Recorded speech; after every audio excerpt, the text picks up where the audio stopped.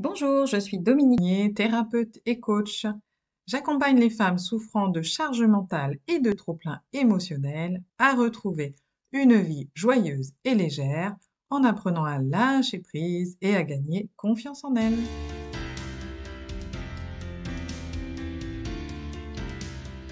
Alors aujourd'hui, j'ai l'immense plaisir de vous présenter mon tout nouveau livre, Le journal de nous, 52 défis à compléter à deux pour faire pétiller son couple.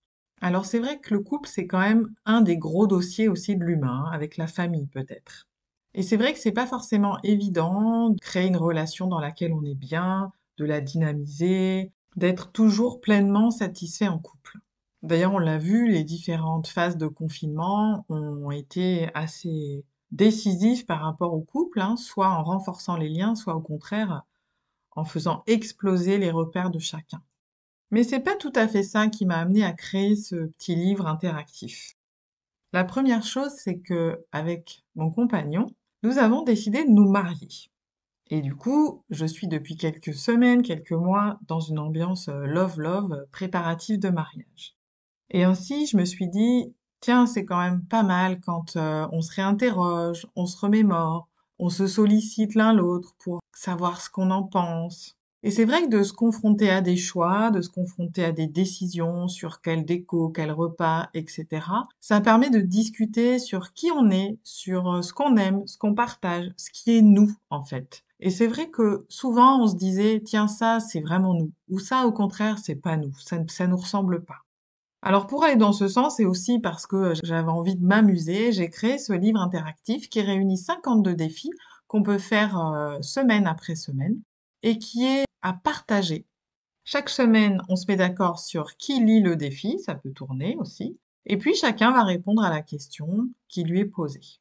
Et après, l'idée, c'est de partager, d'échanger, peut-être de se rappeler des bons souvenirs, de projeter des choses sur l'avenir, bref, de s'amuser, de rigoler. Et puis de faire vibrer, vraiment de faire vibrer ce qui réunit au départ, ce qui a réuni les deux personnes au départ.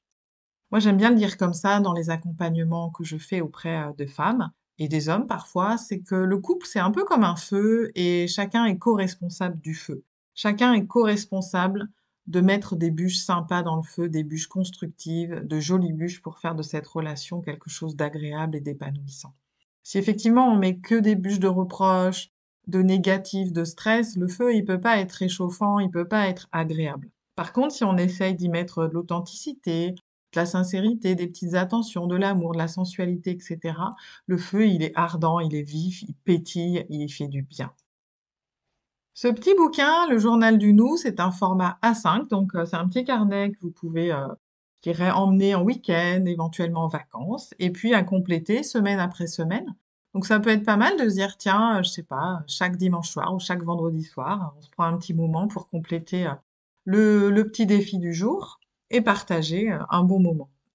Il est disponible pour l'instant sur Amazon.fr et n'hésitez pas à le commander au plus tôt si vous souhaitez en faire un cadeau de Saint-Valentin parce qu'il y a des délais de fabrication et d'envoi. Sinon, il est effectivement disponible toute l'année pour, je sais pas, un petit cadeau, une petite attention, une fête de rencontre ou de mariage, etc. N'hésitez pas, si vous le commandez et si vous commencez à l'utiliser, à me laisser un avis sur Amazon. Voilà, ça puisse être un peu plus visible et puis que vous puissiez partager votre expérience. Eh bien écoutez, amusez-vous, soyez heureux en couple, je vous souhaite une belle journée et je vous dis à bientôt.